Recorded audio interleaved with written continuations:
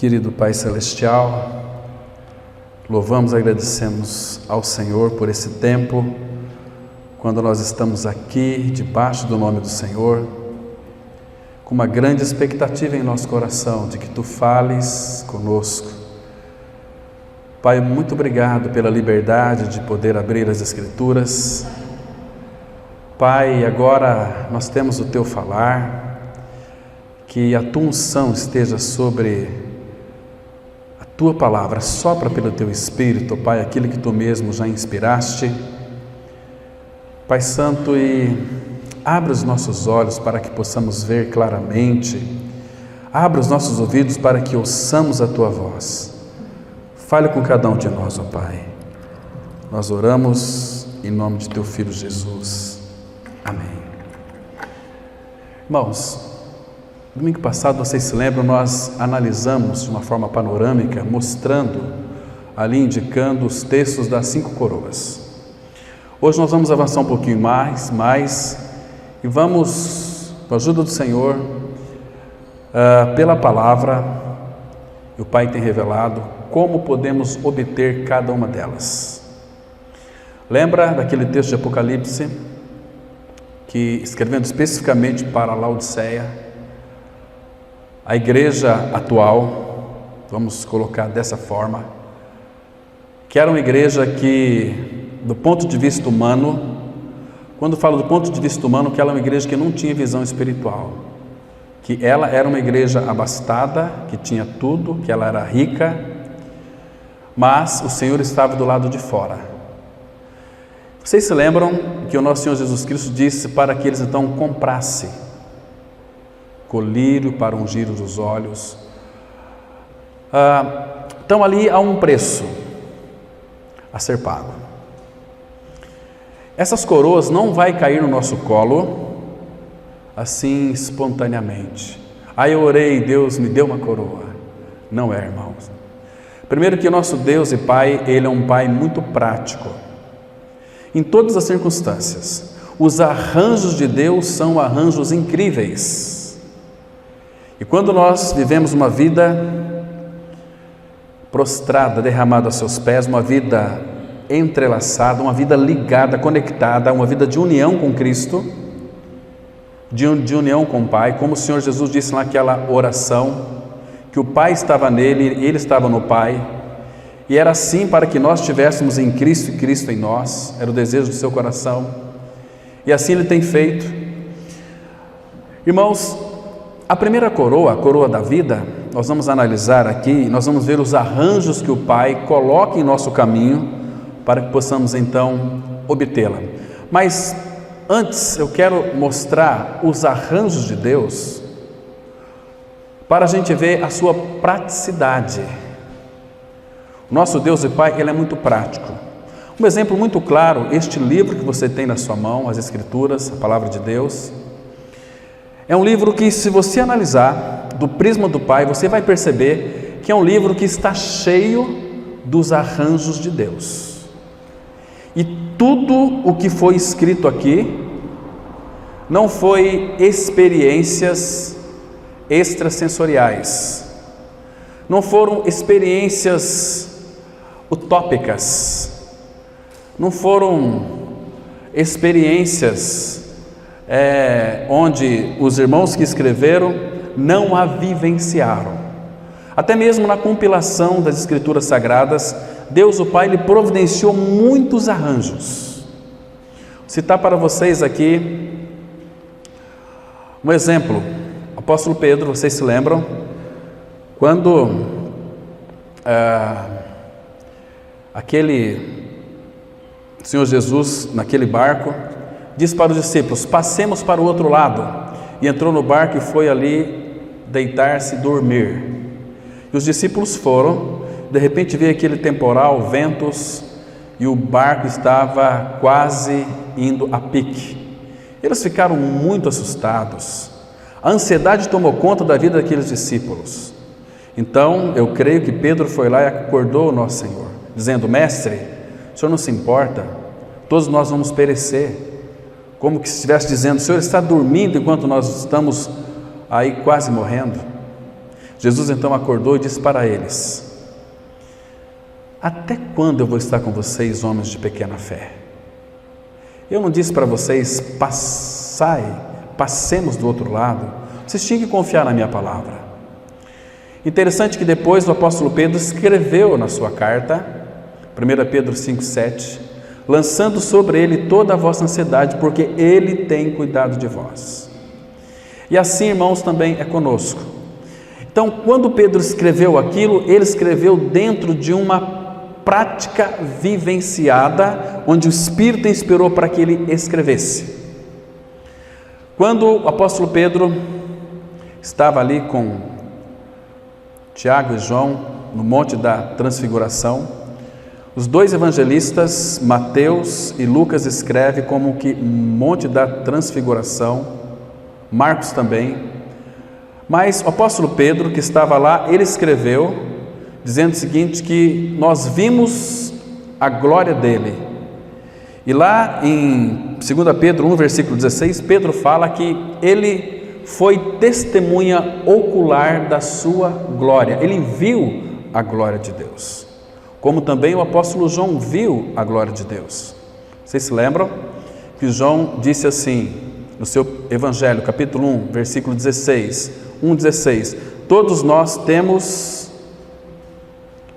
Não, é 1,14.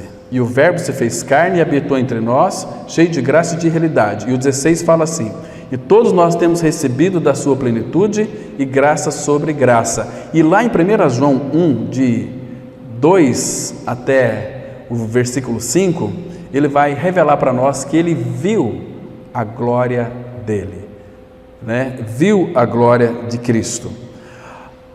Irmãos, olha como é que os arranjos do Pai, eles são formidáveis. Abra sua Bíblia, só vou introduzir para nós vermos os arranjos do Pai, para entrarmos então nas coroas. Capítulo 14 do Evangelho de Marcos. Aqui, irmãos, tem uma coisa que me chama muita atenção e fiquei com desejo de colocar para os irmãos aqui. Capítulo 14, a partir do versículo 32, eu quero que vocês percebam os arranjos de Deus em tudo aquilo que Ele faz de uma forma prática, para que nós então possamos compreender sua forma de agir.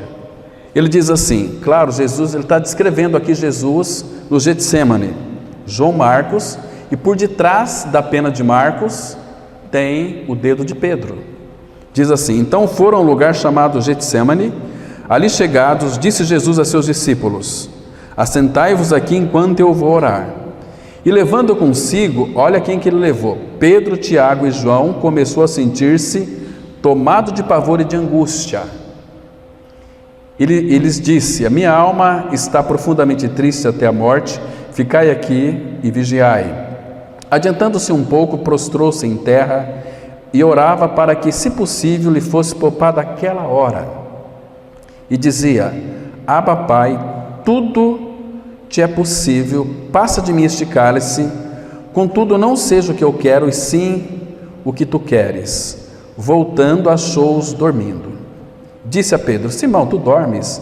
Não pudeste vigiar nem uma hora? Irmãos, presta atenção aqui. Aqui já tinha apenas 11 discípulos. Jesus foi com eles até determinado ponto. Antes de chegar ali no Monte das Oliveiras, ele deixou 8. Ficai aqui. E pegou Pedro, Tiago e João e avançou um pouco adiante.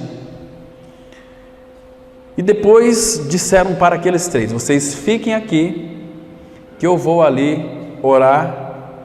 Estejam aqui ajudando-me em oração. O que eu vou falar com meu Pai é algo muito particular. Então fique aqui e vigie comigo.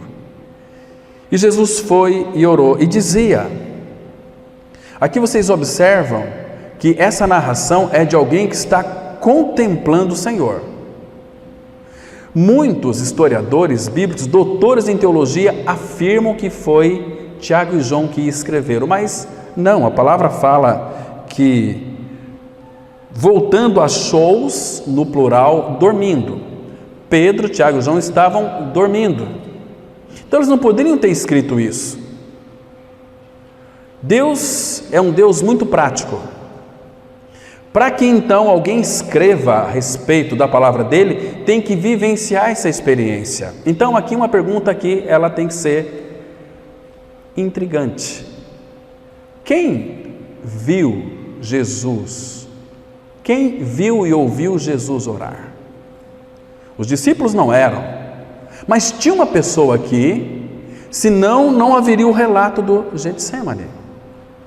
Vocês estão me compreendendo? E Deus providenciou uma pessoa aqui para que então pudesse estar testemunhando este ponto específico quando Jesus orou ao Pai. Pai, tudo te é possível, passa de mim este cálice, contudo não seja o que eu quero e sim o que tu queres. Primeiro eu quero explicar algo aqui interessante, que Jesus não estava dizendo para o Pai, Pai, eu não quero ir para a cruz. Ele estava dizendo, Pai, eu quero ir para a cruz desde que na cruz eu não me separe de ti.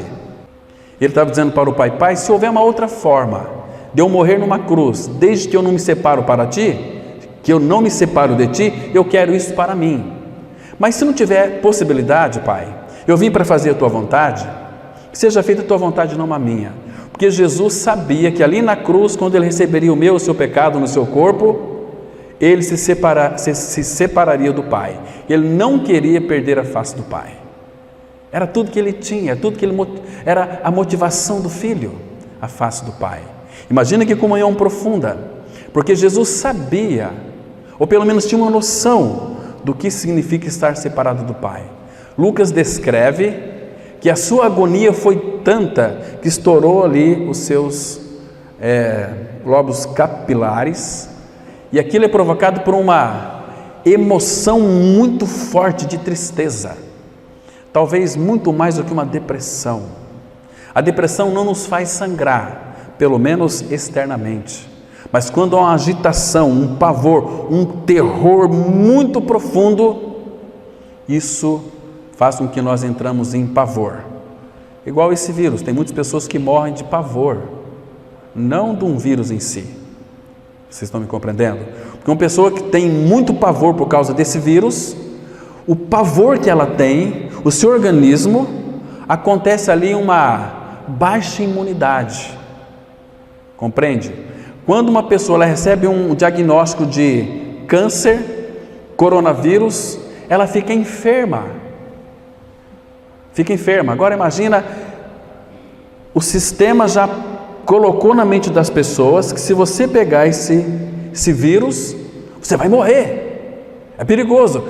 Então, já começa a despedir de todo mundo, o pavor toma conta, a imunidade baixa, ela vai para o hospital, é entubada e ali ela tem 99% de chance de falecer. Então isso que acontece.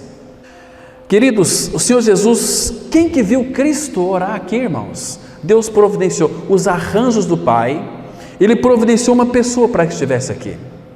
Você tem que ler todo o capítulo 14, você vai entender. É muito interessante aqui os arranjos do Pai. O Senhor Jesus disse para os seus discípulos, vocês vão a determinado lugar, na casa do pai de João Marcos. Jesus já esteve ali algumas vezes, porque Jesus era homem, então ele tinha que estar lá primeiro, combinar com o dono da casa, para depois enviar alguém, percebe? E a palavra aqui é muito cheia de senhas. Quando Pedro escreveu a sua carta, escreveu endereçada a Babilônia, mas nós sabemos que Babilônia era uma senha, era para os romanos que ele havia escrito. Porque se fosse endereçada aos romanos, a carta de Pedro não chegava aos irmãos. Então ele escreveu a Babilônia, era uma senha. Então Jesus deu uma senha para eles aqui, para os discípulos. Vocês vai sair um homem com um cântaro no seu ombro. Ele vai mostrar o lugar para vocês. Mas naquela época, um homem andar com um cântaro, aqui era um serviço de mulher. Para homem era uma coisa assim abominável, mas um jovem não teria problema. Então foi João Marcos, ainda jovem, um menino. Então eles encontraram, você vai encontrar aqui no capítulo 14, aqui a partir do versículo 13. Então enviou 2 dos seus discípulos, dizendo-lhes: ide à cidade e vos sairá ao encontro um homem trazendo um cântaro de água. Este homem aqui era um menino, era João Marcos, que escreveu este evangelho aqui, e por detrás tem o dedo de Pedro. Aí depois, no versículo 17, quando Jesus foi para lá também, ao cair da tarde, foi com os 12 e foram para aquele local. Queridos, naquela época, pelo menos eu ainda sou muito jovem, mas na minha época, quando o meu pai estivesse conversando com alguém, com alguma visita, nós não podíamos entrar na sala. Nós ficávamos lá na cozinha junto com a mamãe. Mas eu ficava curioso para saber o que eles estavam conversando ali. O que eles estão conversando? E quantas vezes eu já entrei assim, na sala, quando meu pai estava conversando com alguém, eu não sabia que teria visita. Ele só olhava para nós, eu tinha que sair, então o que me esperava depois era uma varinha ali no bumbum, porque eu não podia ter entrado. Agora imagina na época de João Marcos aqui. João Marcos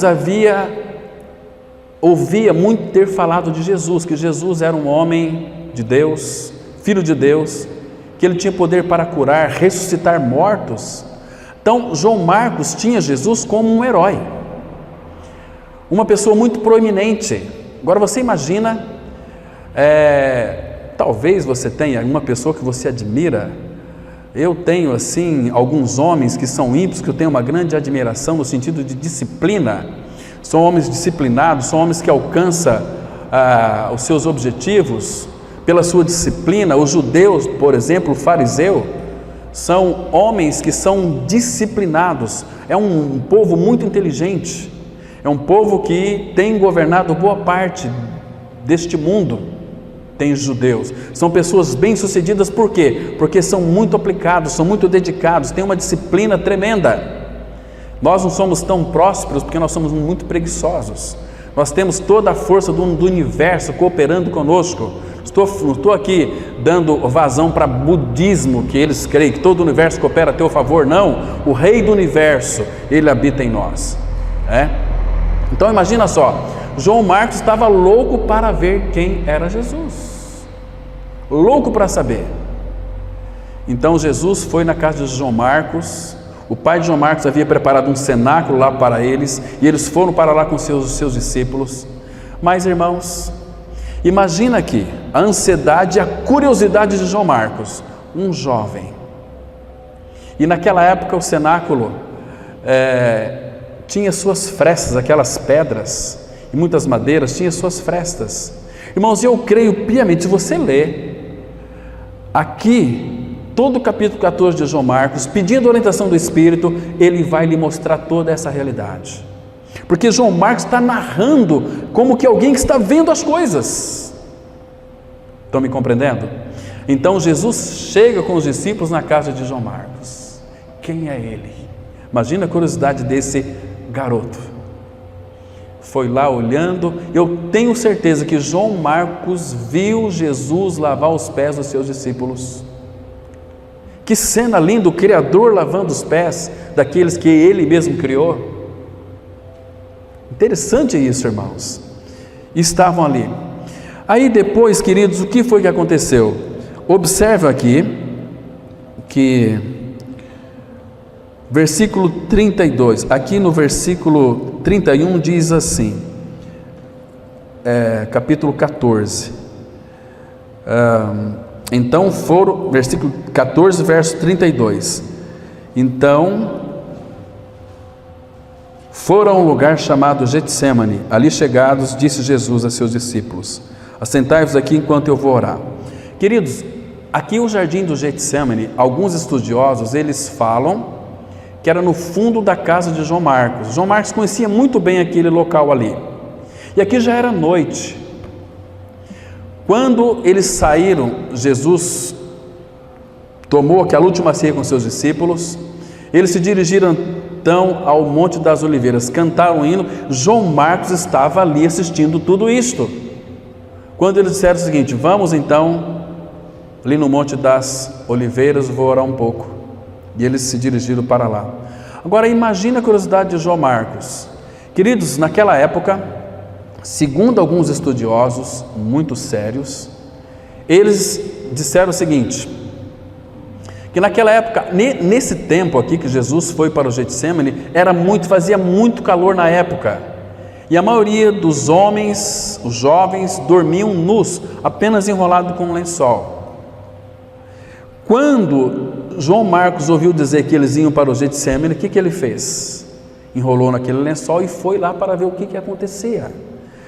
Chegando lá, Jesus disse para aqueles 3 discípulos, os 8 ficaram lá atrás, pegou Pedro, Tiago e João, trouxeram um pouquinho para frente, fiquem aqui, ore que eu vou ali orar. Lucas vai registrar que é como que um tiro de pedra, como daqui mais ou menos lá no poste, do outro lado. E Jesus orava em silêncio ao Pai, numa profunda intimidade, e dizia, Abba, Pai, tudo te é possível, passa de mim este cálice, contudo, não seja o que eu quero, e sim o que tu queres. Irmãos, não faria sentido um discípulo escrever isso aqui se eles não tivessem vivenciado essa experiência. Vocês estão me compreendendo? Então, quem estava aqui? Claro que era o jovem João Marcos, porque observa aqui como que é feita a narrativa. Verso 39, retirando-se de novo, aqui alguém que está contemplando a cena e está narrando, retirando-se de novo, orou repetindo as mesmas palavras, voltando achou outra vez dormindo. Então, alguém que viu Jesus orar, voltou e achou-os dormindo, estava narrando. Este alguém aqui era João Marcos, e nós vamos descobrir por quê aqui agora. Queridos, depois que o Senhor Jesus ele foi preso, aí um pouquinho mais para frente vai narrar isso, a partir do versículo 43, vai narrar. Você se lembra que Pedro disse o seguinte, lá no último versículo do capítulo 13 de João, Senhor, olha, você não me conhece, eu vou contigo até a morte, se for necessário, eu dou a minha vida por você. Jesus disse, Pedro, tu darás a tua vida por mim? Antes que o galo cante, tu me negarás 3 vezes. Eu penso que Pedro saiu pensando o seguinte, como Jesus está enganado a meu respeito. Pode ser que esses discípulos aí, sim, mas eu não. Eu jamais o negaria. Mas Pedro guardou aquilo no coração. Mas logo em seguida Jesus já havia consolado ele. Não se turbe o vosso coração. Aconteça o que acontecer, Pedro, com você, não se turbe o vosso coração. Credes em Deus, credes também em mim. Na casa de meu pai há muitas moradas. Se não fosse assim, eu vou teria dito, pois vou preparar-vos lugar. Então estava inserindo Pedro dentro do seu propósito. Queridos, quando Jesus foi preso, quantos discípulos ficaram ali? Nenhum. Por que eles fugiram? Todos fugiram, não ficou nenhum. Porque, irmão, entenda uma coisa, ninguém pode seguir o Senhor na energia da sua carne. Eles não eram regenerados ainda, eles receberam o sopro da vida. Lembra que Jesus soprou sobre eles o Espírito e disse, paz seja convosco, na primeira vez que Jesus então encontrou com eles, né? Então, queridos, agora imagina João Marcos também estava contemplando esta cena aqui, porque observe aqui, no versículo 50, então, deixando todos, fugiram. Esse todos aqui está fazendo alusão a todos os discípulos que fugiram. Mas, queridos, então João Marcos, ele talvez tenha pensado assim, como pode? Esses discípulos, que o Senhor lavou os pés deles, Jesus fez tudo por eles, e agora eles fugiram e deixaram, eu não vou deixar o Senhor, eu vou segui-lo. Versículo 51, olha aqui, quem estava narrando essa cena toda do Getsemane? Seguia-o um jovem coberto unicamente com um lençol, e lançaram-lhe a mão, mas ele, largando o lençol, fugiu desnudo. Esse aqui é João Marcos. Eu vou explicar num versículo aqui que vai relatar claramente, né? Porque também João Marcos queria seguir o Senhor na energia da sua carne. E hoje, nos nossos dias atuais, não adianta, irmão, você querer seguir o Senhor na força da sua carne. Se você não for regenerado, se você não crer na sua morte e ressurreição com Cristo, você vai servir a Cristo na energia da carne, isso não tem valor algum. Então, largando, fugiu. Pedro aqui no versículo 54, se você observar, Pedro seguia, mas seguia ele de longe, não era de perto. Então, queridos, porque João Marcos, este jovem, estava aqui contemplando tudo, Mateus e Lucas pôde relatar no seu evangelho o Getsemane. Mateus, por que você está escrevendo no Getsemane se você não estava lá? João Marcos me contou. E ele estava presente. Lucas, se você começar o Lucas 1, verso 1, que ele fez uma acurada investigação dos fatos que sucederam. Então, claro que ele fez uma pesquisa e também ele era contemporâneo de João Marcos. Então, ele pôde escrever. Agora, o apóstolo Paulo também reconheceu que João Marcos era esse que passou para eles as instruções. Abra aqui em Colossenses. Vamos ver aqui para vocês observarem. Colossenses, capítulo 4, versículo 10. Então, Paulo aqui saudando os colossenses, ele lembra uma coisa muito importante, por provisão do Espírito, que diz assim, olha, saúda-vos, Colossenses 4,10, saúda-vos Aristarco, prisioneiro comigo, e Marcos, primo de Barnabé, sobre quem recebestes instruções, se ele for ter convosco, acolhei-o. Que instruções que eles receberam, irmãos? Getsemane. Irmãos, olha os arranjos de Deus. Então Deus fez um arranjo, providenciando que este jovem João Marcos estava ali no Getsemane, para ouvir tudo que Jesus falou ao Pai. Percebe? João Marcos não estava ali por acaso, era arranjos do Pai. Então João Marcos pôde escrever aquela linda cena no Getsemane. Que coisa mais linda, né? Agora, irmãos, vamos ver os arranjos que o Pai faz conosco, para que nós possamos então obter a primeira coroa, que é a coroa da vida. Vamos abrir nossas Bíblias em Tiago, capítulo 1, versículo 12, que vai relatar aqui a primeira coroa. Irmãos, os arranjos de Deus, eles são fantásticos, são maravilhosos, são preciosos. Tiago 1,12, a palavra ela diz assim, eu quero que você pense junto comigo, que você não fique tão somente contemplando os versículos da palavra, mas que você adentre na realidade da palavra, senão você não vai tocar o coração do Senhor, senão você vai sair daqui como uma pessoa que entrou para mais um estudo da palavra. Não tem nenhum valor, irmãos. A palavra ela tem que ser misturada na nossa vida com fé, naqueles que a ouviram. Porque temos aqui não apenas uma leitura bíblica, mas é a palavra de Deus, é o falar de Deus. E o falar dele, quando ele fala conosco, é o falar do Pai. A palavra dele é como aquela adaga de dois gumes que penetra. Deus fala ao nosso coração. Não é um falar apenas nos ouvidos. Você pode tão somente ouvir com os ouvidos, mas não querer isso para a sua vida.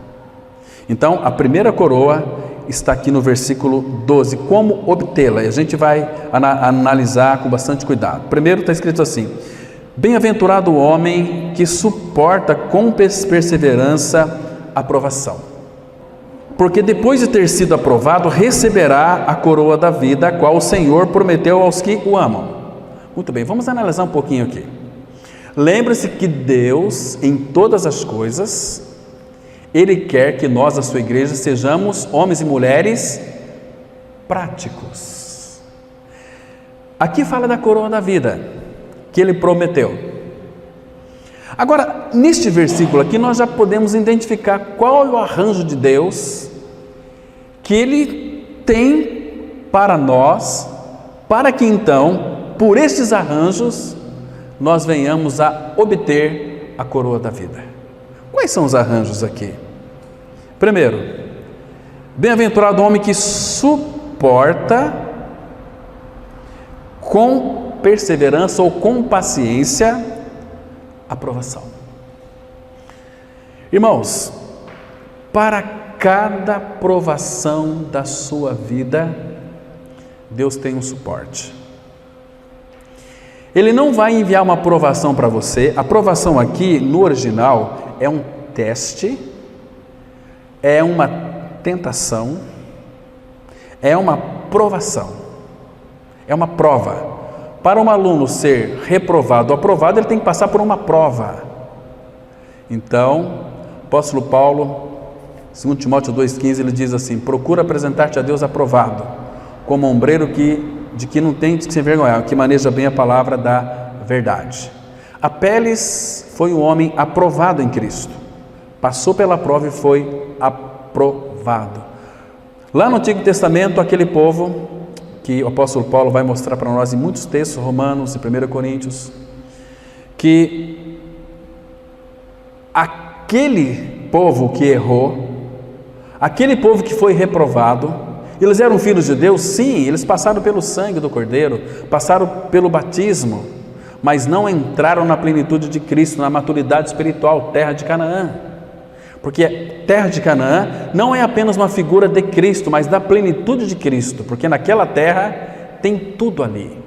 Nós estudamos uma vez aqui, todos os frutos da terra de Canaã que fala de Cristo, de uma forma tão linda, irmãos. Então por isso que lá Deus disse para Abraão: percorre a terra de Canaã, na sua largura, na sua extensão. Mas Paulo vai escrever, quando todos nós estamos juntos, nós vamos conhecer qual é a largura, a altura, a profundidade, conhecer o amor de Cristo que excede todo o entendimento. Tudo está nessa terra. A plenitude de Cristo, vamos colocar que se tivéssemos ali na nossa frente uma piscina, aquilo lá é Cristo. Quando nós mergulhamos inteiramente naquela piscina, nós estamos tomados de toda a plenitude de Cristo. O que se vê não é mais nós, mas somente Cristo, mas nós estamos em Cristo, inseridos nele, naquela piscina.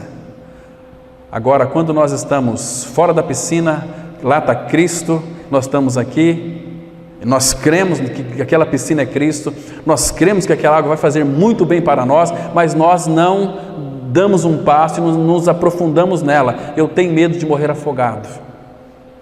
Muitos têm medo de Cristo. Os pecadores, eles tremem de medo daquele que é o fogo consumidor.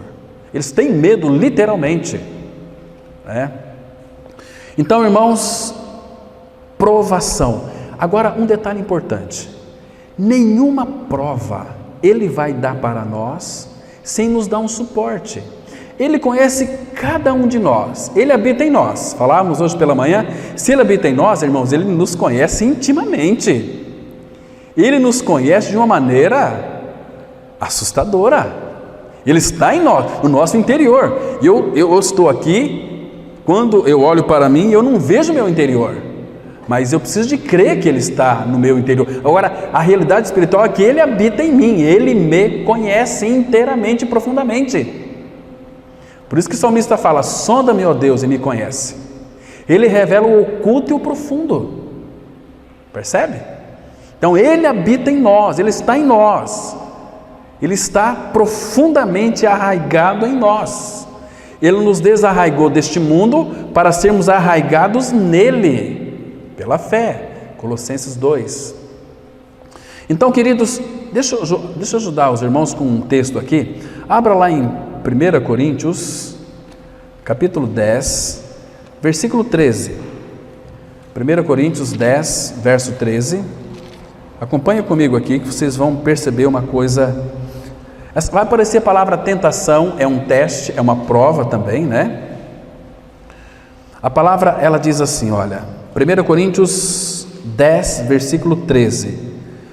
Não vos sobreveio tentação que não fosse humana, mas Deus é fiel e não permitirá que sejais tentados além das vossas forças. Então Ele conhece a tua estrutura, Ele sabe até onde você suporta e até onde você não suporta. É como que ele segurasse assim, com uma corda, não é para o irmão tal é até aqui, para o outro irmão é até aqui, então eu posso ir mais fundo com o outro irmão, e assim, então ele sabe a medida certa, até onde a gente aguenta. Agora, observa aqui, ele não permitirá que sejais tentados ou provados além das vossas forças.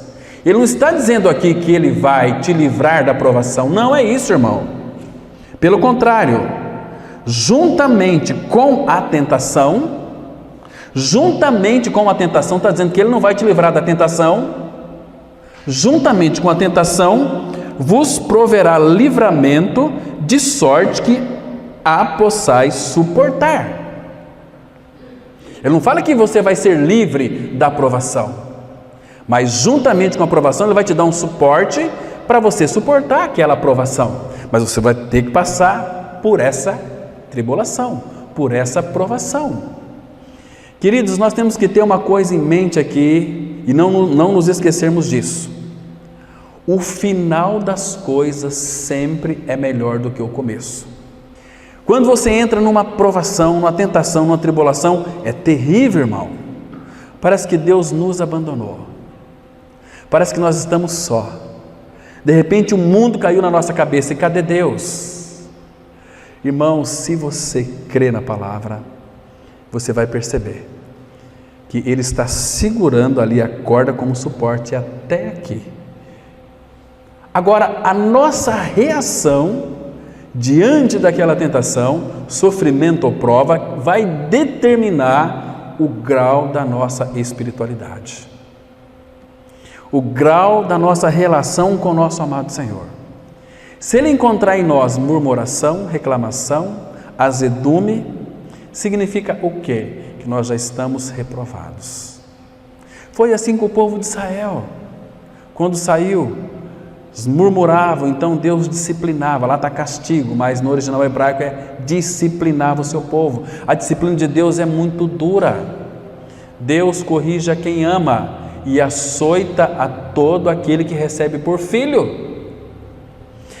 Cristianismo não é um mar de rosas, irmãos. Olhe, não precisa nem olhar para a história da igreja, olha para a igreja primitiva, olha para a vida do apóstolo Paulo.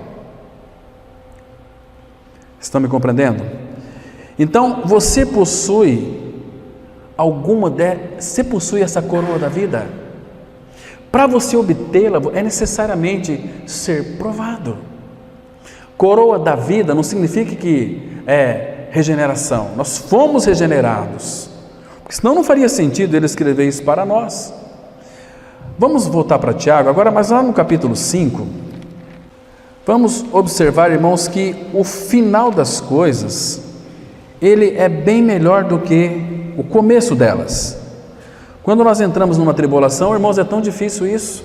Jesus disse assim lá em Mateus 7,13: entrai pela porta estreita, largue a porta espaçoso o caminho que conduz para a perdição, e o que é triste, muitos entrarão por ela. Porta de Cristo é uma porta estreita, apertada, difícil, não é assim? Agora, o que nos entristece é que muitos entrarão pelo caminho largo, pela porta larga, espaçosa, mas graças ao Senhor, se tivermos essa visão espiritual de que os arranjos do Senhor é uma porta estreita, é um caminho apertado, mas irmãos, isso não durará para sempre. E se Cristo está sendo formado na sua vida, quanto mais isso acontece, você vai pensar igual São Francisco de Assis, aquele católico. Oh, aquele homem foi uma bênção, homem de Deus. Ele disse assim: Senhor, o Senhor esqueceu de mim? Senhor, cadê as provações? Cadê as tribulações? Cadê os sofrimentos? Percebe, irmão? Hoje em dia, quando vem uma prova, um sofrimento, eu rejeito em nome de Jesus, eu não aceito isso na minha vida. Larga a mão de ser idiota.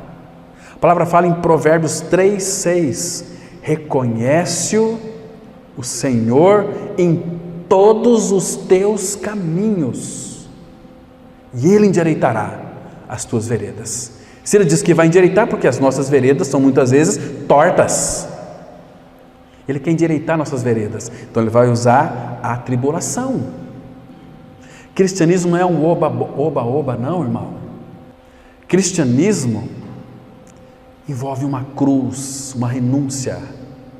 E aqui, Tiago, ele diz assim, presta atenção, versículo 10. Presta atenção, irmãos. Irmãos, tomai por modelo. Agora aqui nós temos que tomar por modelo. No sofrimento e na paciência os profetas, os quais falarem em nome do Senhor. Você fala de Cristo. Você só vai falar de Cristo se Cristo for sua vida. Segundo Coríntios 4,13 diz assim: cri, por isso falei. Nós cremos, por isso também falamos. Se você não crê, você não vai falar. E se você vai falar, você vai estar inserido aqui na qualidade de profeta. Quem que é os profetas de hoje? Aqueles que falam em nome do Senhor. Fala de Jesus para as outras pessoas. Há um Salvador.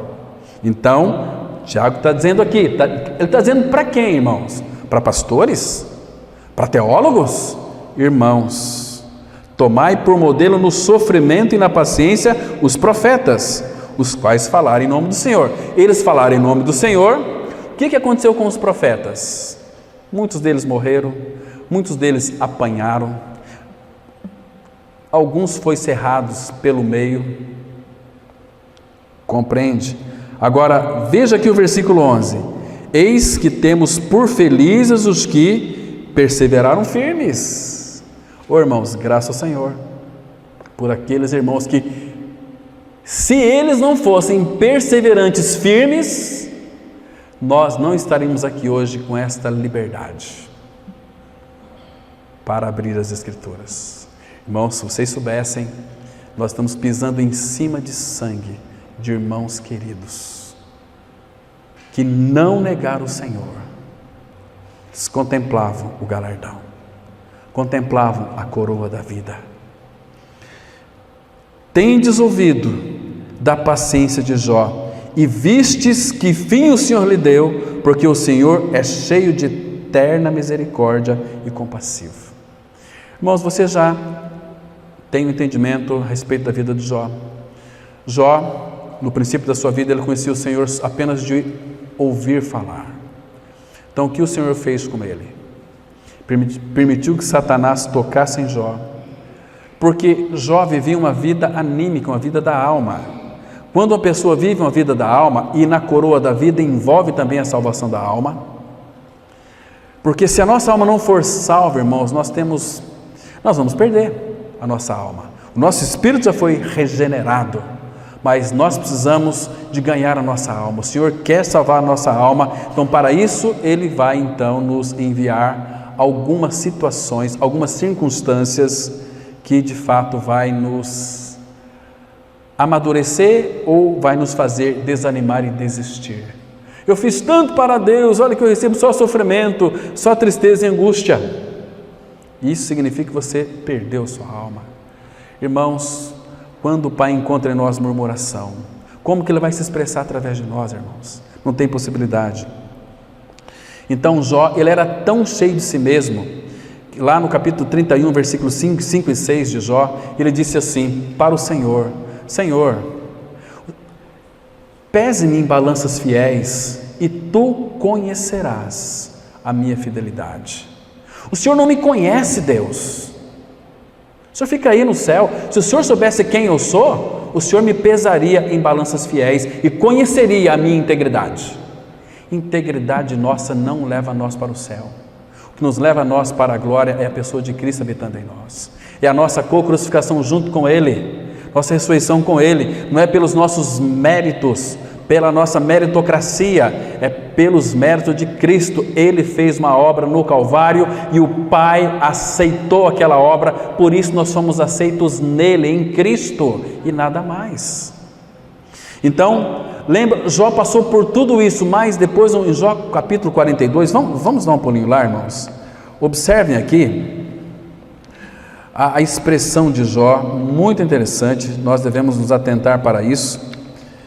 que o final das coisas sempre é melhor do que o primeiro. Então, quando Jó ganhou a experiência de que ele era indigno, que ele era vil, Deus pôde então tratar de uma forma mais profunda na sua alma.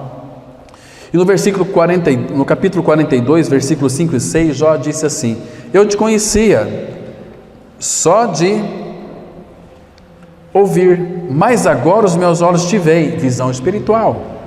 Por isso me abomino e me arrependo no pó e na cinza. Irmão, Jó passou por tanto sofrimento porque ele era um arrogante.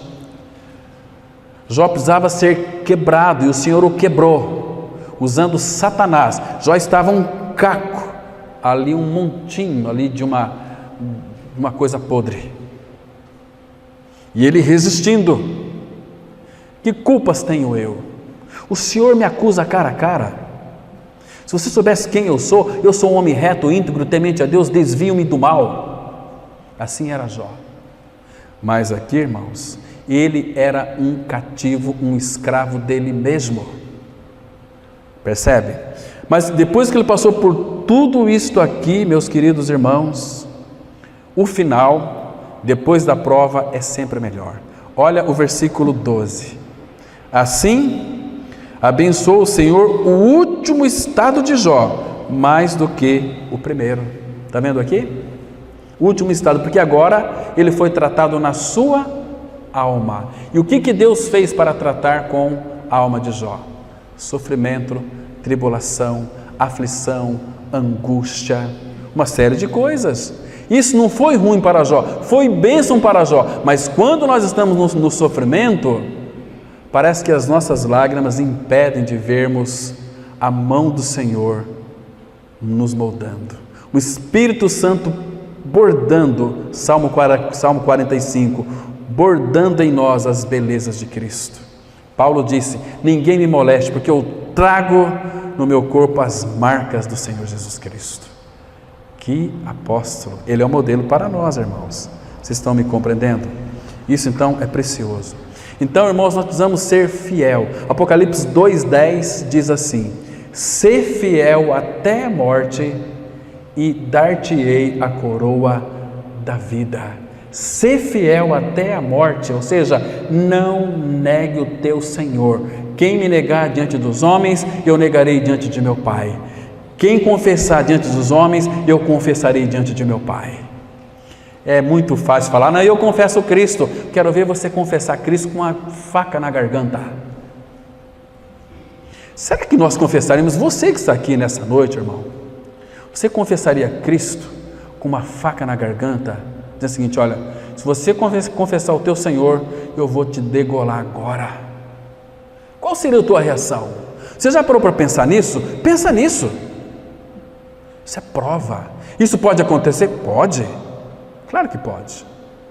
Mas, irmãos, enquanto isso não acontece, porque quando se levantar o anticristo, vai subir na primeira ressurreição somente aqueles que são vencedores. Quem são os vencedores? Os maduros que conquistaram a coroa da vida. Vocês estão me compreendendo, irmãos? Então, todos os filhos de Deus do passado, eles tiveram um fim tão glorioso. Mas existe pessoas que querem gozar hoje, talvez de um engano religioso, mas o final deles vai ser muito triste. Aliás, o povo de Deus que não tem discernimento, eles em realidade espiritual gostam, preferem o engano do que a verdade. Está tão claro. Abra comigo em Jeremias capítulo 5, versículo 30 e 31. Então aqui, irmãos, vai mostrar claramente que o povo gosta, ama, deseja ser enganado. Diz assim, capítulo 5, versículo 30 e 31. Vamos ler com bastante cuidado aqui. Diz assim a palavra, olha só: coisa espantosa e horrenda se anda fazendo na terra. Coisa espantosa e horrenda se anda fazendo na terra. Agora veja aqui o verso 31. Os profetas profetizam falsamente, e os sacerdotes dominam de mão dadas com eles. E é o que deseja o meu povo. O que o povo deseja? Ser enganado. Agora, veja aqui a sequência do versículo. Porém, que fareis quando estas coisas chegarem ao seu fim? Isaías 44, versículo 20, o profeta ele diz assim, olha, aqueles que questionavam, quando foram questionados a respeito das suas idolatrias, eles disseram, você está dizendo para mim que aquilo que eu creio é mentira? É mentira aquilo que você crê. Por isso que as pessoas religiosas é que são perseguidoras dos cristãos verdadeiros. Então nós temos que tomar muito cuidado. Irmãos, nós temos que pregar a verdade, doa quem doer, irmãos. Podemos ficar preocupados com encher templo cheio de pessoas? Não, nosso compromisso é com a verdade, é com a palavra. Não vamos vender barato não. Percebe, irmãos? E como é maravilhoso. Você vai visitar uma comunidade quando a palavra ali é pregada. Que delícia que é, irmãos. Que maravilhoso que é isso. Mas, irmãos, não se assuste.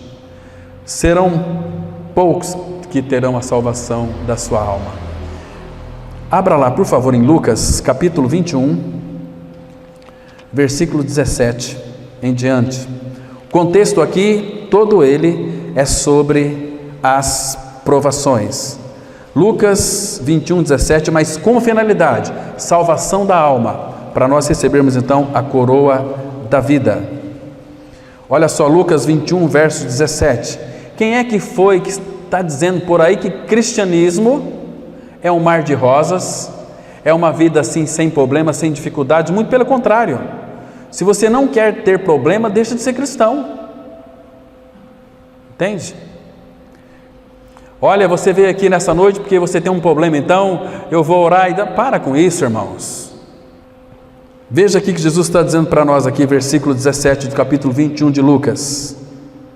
De todos sereis odiados por causa do meu nome. Se Cristo é sua vida, você vai ser odiado. Porque teu falar não é um falar no qual o mundo está adequado a ouvir. Versículo 18. Contudo, olha a promessa aqui, irmão. Não perderá um só fio de cabelo da vossa cabeça. Olha o 19. É na vossa perseverança que ganhareis a vossa alma. Mas nós já não somos salvos, não temos a vida de Cristo? Como assim ganhar a nossa alma? O que foi regenerado em nós é o nosso espírito, a alma ainda não. A alma vai ser salva, Ele quer fazer isso junto comigo e com você. A obra da cruz foi completa, somos filhos de Deus em Cristo, mas você tem uma alma, você é cheio de complexidade. Às vezes nós não pensamos concordemente no Senhor, na sua palavra. Quando nós começamos a ter opiniões na palavra, eu penso assim, não, minha experiência é outra, tá? E aí a confusão. Paulo, ele orou, pediu lá para Evode e Sintique que pensem concordemente no Senhor. Falou para Timóteo, não se envergonhe do Evangelho. Talvez Timóteo se envergonhava de pregar o Evangelho. Estão me compreendendo?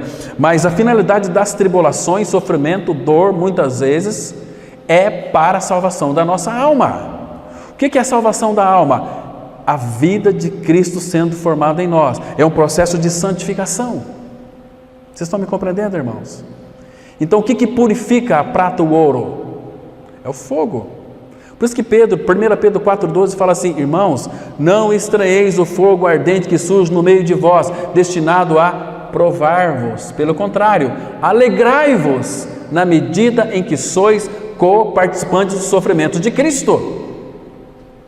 Tão simples a palavra. Mas quando vem um sofrimento, irmãos, nós temos dificuldade em aceitar. Sabe por que a gente sofre muito? Nós somos cheios de autocomiseração. Nós somos uma gente muito doída. Ai, meu pai, falaram mal de mim. Ai, a gente já fica deprimido, e já chora, já liga para, falaram mal de mim, mas aquele desgraçado, ele vai ter com Deus ainda. A gente faz nada a ver, irmãos. Orem pelos vossos inimigos. Não é assim? Vamos lá para o Tiago. Ele fala aqui uma coisa muito interessante. Capítulo 1. Veja aqui. Irmãos, lembrando que essa carta foi endereçada a irmãos.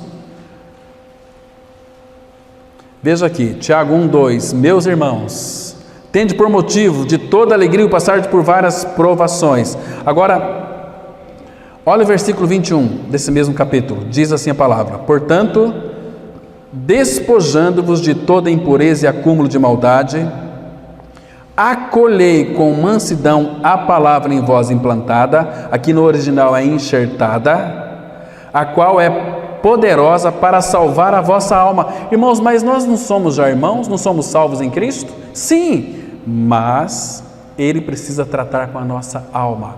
Graças ao Senhor, que agora Ele quer fazer um trabalho junto comigo e com você. Aquele que em vós começou uma boa obra, Ele há de completá-la até o dia de Cristo.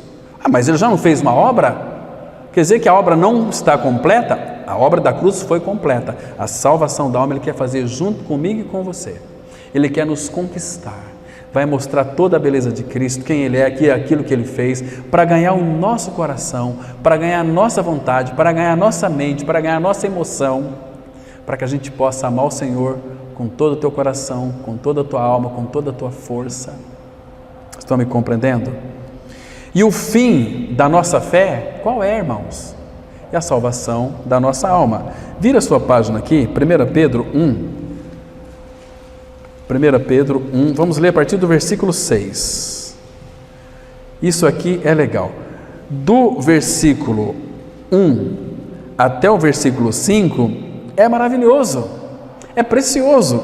Fala que nós somos regenerados para uma viva esperança, para uma herança incorruptível, sem mácula, marcessível, reservado nos céus para vós outros, que somos guardados pelo poder de Deus, mediante a fé para a salvação preparada a revelar-se no último dia. Nisso exultais, embora no presente, por breve tempo, se necessário, sejais contristados, olha aqui, por várias provações, para que, uma vez confirmado o valor da vossa fé, muito mais preciosa do que o ouro perecível, mesmo apurado por fogo, redunde em louvor, glória e honra na revelação de Jesus Cristo, a quem não havendo visto a mais, no qual não vendo agora, mas crendo aqui é gerúndio, é crer todos os dias, crendo, presente contínuo, crendo,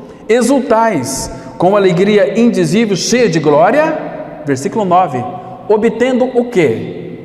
O fim da vossa fé. Qual que é o fim da nossa fé? A salvação da vossa alma. Entende? Irmãos, é necessária a salvação da alma. Para obtermos a coroa da vida, precisamos, irmão, passar por várias provações. Muito interessante, queridos. O fim sempre é melhor do que o primeiro. Eu tenho mais alguns minutinhos. Abra, por favor, no Salmo 66, versículo 10 a 12. Estamos encerrando já. Salmo 66, versículo 10 a 12. Pegando aqui para os irmãos os textos mais conhecidos, irmãos, para que a gente então possa verificar como o Senhor, Ele atua em nós de uma forma prática, não teórica. São os arranjos do Senhor. Ele diz assim no versículo 10, 66, 10 até o 12: Pois tu, ó Deus, nos provaste, acrisolaste-nos como se acrisola a prata. Tu nos deixastes cair na armadilha, oprimiste as nossas costas, fizeste que os homens cavalgassem sobre a nossa cabeça. Passamos pelo fogo e pela água, porém, afinal, nos trouxeste para um lugar espaçoso. Esse lugar espaçoso, se você conferir depois em Deuteronômio 8,16, é um lugar riquíssimo. Lugar riquíssimo, sabe o que é? Glória. Você vai poder contemplar o Senhor na sua formosura e viver eternamente com Ele. Hoje Ele está em nós, nós estamos nele. Nós não vivemos na presença dEle, nós vivemos nele, Ele vive em nós. Cristo é a nossa vida. Quando Cristo, que é a nossa vida, se manifestar, então vós também sereis manifestados. Por quê? Nós também iremos, porque Ele está em nós. Quando Ele se manifestar, impossível que nós também não nos manifestemos. Se Ele voltar para buscar a sua igreja, subiremos, porque Ele está em nós, nós estamos nele. Isso é precioso. Mas observa aqui, irmãos, que coisa mais preciosa, né? Que texto lindo! Deus, Tu nos provaste, nos acrisolaste como se acrisola prata. Fizeste, Tu nos deixaste cair na armadilha. Senhor, me socorre, não deixa eu cair nessa. Eu vou deixar você cair nessa sim, meu filho. Quero mostrar que eu sou Deus aí, nesse problema que você tem. Eu quero mostrar. Você me conhece de teoria. Quero mostrar que eu sou Deus no meio do fogo, junto com os leões.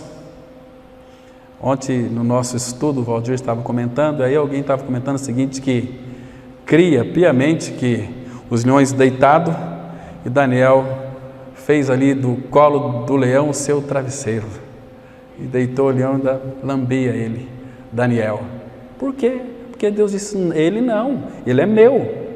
Daniel, você vai para a cova dos leões, mas eu sou contigo. E hoje Ele está dentro de nós, irmãos. Por isso que a palavra fala, nenhum mal te sucederá, praga nenhuma chegará à tua tenda. E tem aí as pessoas tremendo de medo por um vírus. Misericórdia. Jesus Cristo, Ele é a própria vida. Ele disse lá em João 10, a parte B, eu vim para que tenham vida e a tenham em abundância. A coroa da vida é para os vencedores, para os maduros espiritualmente, os experimentados. Não é você ler muita Bíblia que você vai se tornar uma pessoa madura, você vai ter muito conhecimento, é na prática diária, sofrimento. Você tem que enxergar a mão de Deus em todos os teus caminhos, irmãos, porque Ele quer endireitar a minha e a sua vida, né? E vocês sabem que ouro fala da natureza dele, da vida dele, coroa da vida. Vamos colocar aqui, falando com muita reverência, a coroa da vida pode ser comparada a uma coroa de ouro, da natureza dele.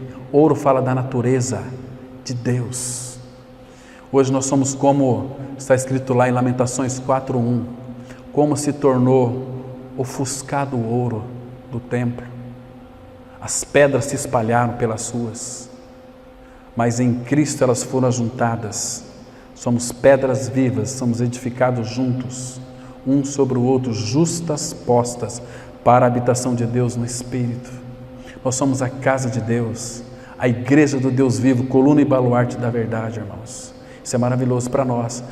Permita-me encerrar com mais um texto aqui de Salmos, o 21, Salmos 21. Irmãos, aprecie esse salmo aqui, irmãos. Vamos ler a partir do verso 1. Veja aqui, irmãos, que o segredo de toda vitória na provação é louvor e ações de graças. Esse salmo aqui é muito lindo, depois os irmãos estudem ele, é preciosíssimo. Diz assim, o verso 1: na tua força, Senhor, o rei se alegra.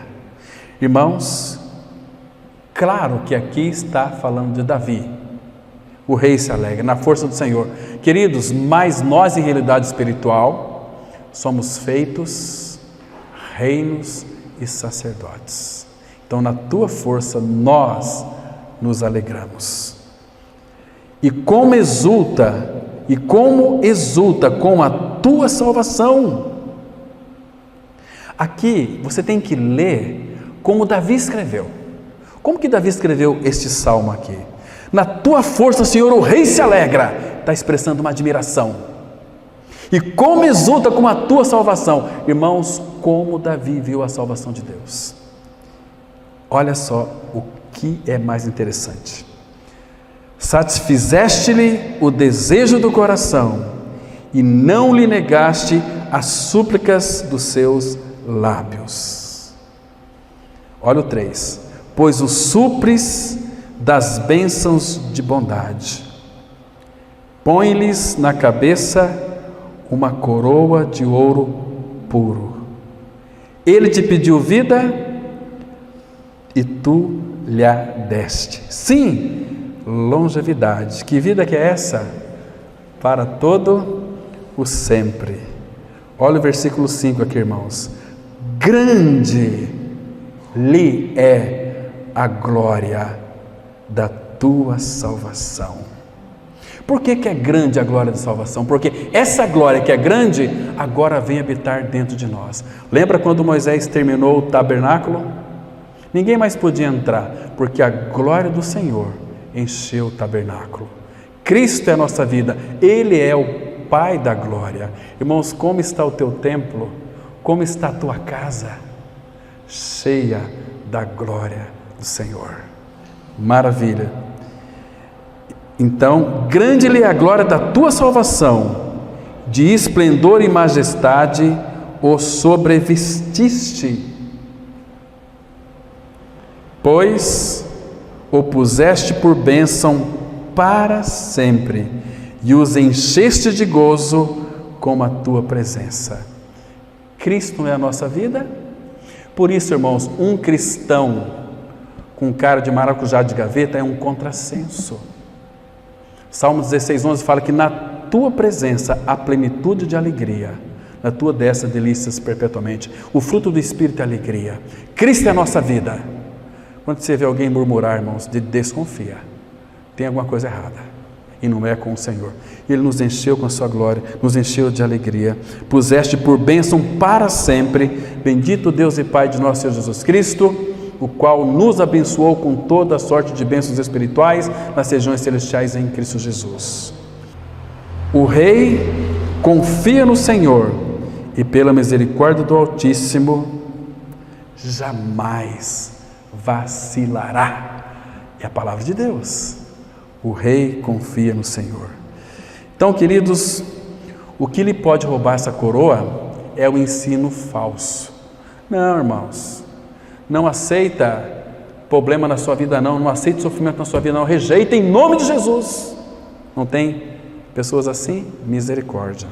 Esse é um ensino falso. Então o ensino falso tem privado muitos cristãos dessa recompensa fundamental que é a coroa da vida.